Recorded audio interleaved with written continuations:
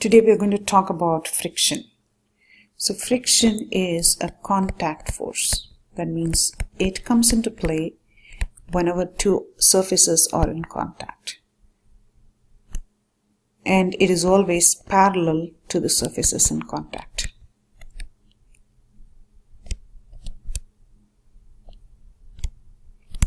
So let's look at an example in order to understand how friction acts in the system.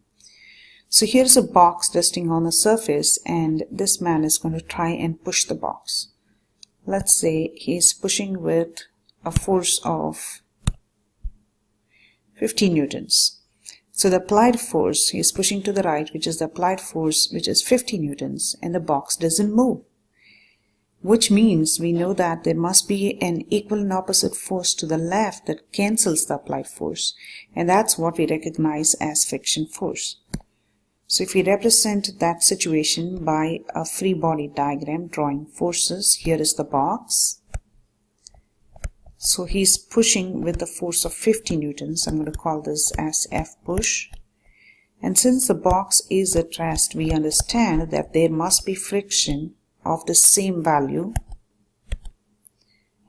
50 newtons, such that the box does not move because the two forces cancel each other out completely.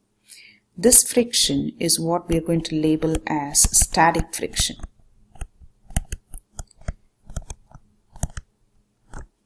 Static meaning at rest. So if the two surfaces involved are not moving, then the friction between them is going to be called as static. So now let's see what happens if the guy increases the force to 100 newtons. The box still doesn't move. Notice that friction also has gone up in the system. So which means that as he increases the applied force to 100 newton, friction also increased to 100 newtons. So friction has this property that it increases with the pushing force.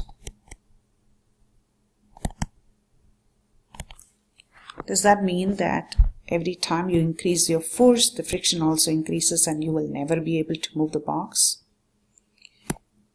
No, we know that we should be able to move the box at some point of time. So let's increase the force to 150. So notice what happens, that now the applied force is more than the friction, and so the box is actually moving. So going back, we can see that at some point when you increase the applied force, friction increases but can increase no further, and it is maxed out. It hits the ceiling.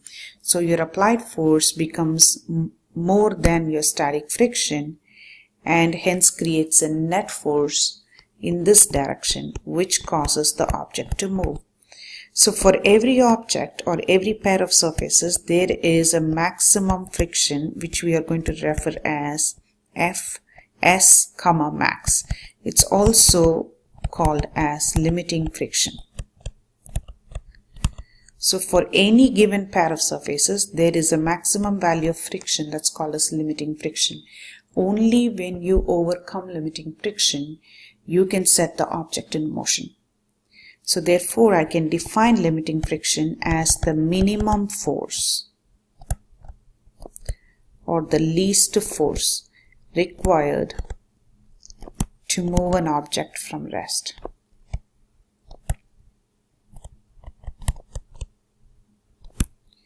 So the least force required to move an object from rest is what we are going to identify as limiting friction. Now we want to see how we can determine this limiting friction. Obviously, it's not going to be the same for every pair of surfaces. So let's go and see what does that limiting friction depend on. So we notice that if your force is about 140, it starts moving. So if I go and increase the mass of the object, now let us see how much does it take to move. So 150, it still doesn't move. It takes a little more than.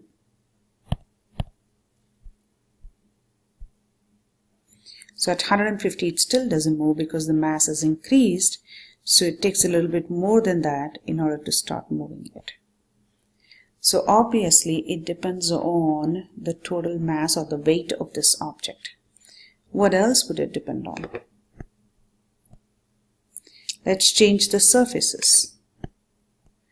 And now you can see clearly that 150 is not enough to move. 200 is not enough to move as well. Neither is 250. So it takes about more than 350 newtons to set it to motion. So this limiting friction depends on two things. One, how much does the surface push on the other? So it depends on the normal force. And then second, what is the nature of the two surfaces in contact? So we can write this mathematically as Fs max equals mu s times Fn, where this mu s is a constant for a given pair of surfaces. It's called as coefficient of static friction. So this is a given number for a given pair of surfaces. For example, wood on wood, it is certain value, and wood on steel is a different value. So each pair of surfaces has a value for the mu s. And Fn is your normal force. So we can calculate Fs max as the product of mu s and Fn. So once you overcome the static friction, now the box starts moving. Once it starts moving, the force in the friction can no longer be called as static. So this friction is called as kinetic friction, represented by Fk. So kinetic friction is the friction between surfaces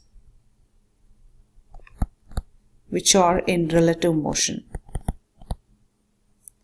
That means one is moving with respect to the other.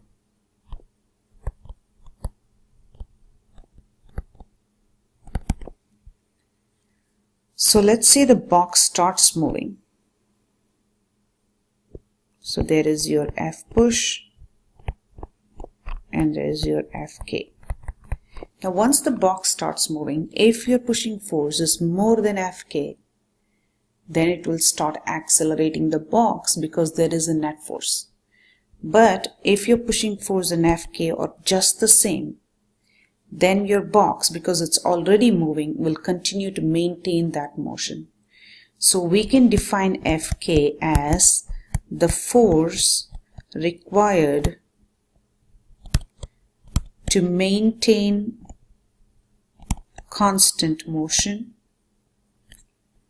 once the object moves. So once the object moves, if we do not want it to slow down, we just need to apply that much of force which cancels out friction so that it can maintain the same velocity throughout. So that is how you measure Fk. Just like we can calculate Fs max, Fk can also be calculated as mu k times Fn, where mu k is the coefficient of kinetic friction.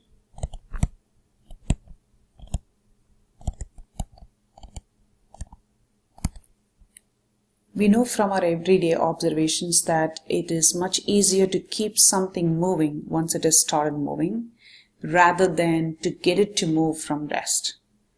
And that's because mu k for any pair of surfaces is generally less than mu s.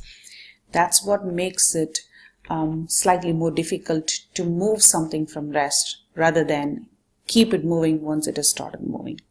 So mu k is generally less than mu s. So as a summary, if an object is at rest, the friction in that system is called a static friction. But static friction increases until it hits a ceiling, after which it can increase no more. So for every object, there is this maximum static friction that you have to overcome before you start to move the object. Once it moves, If you apply the right amount of force to cancel the friction, it will keep its motion, and that is what we call as kinetic friction.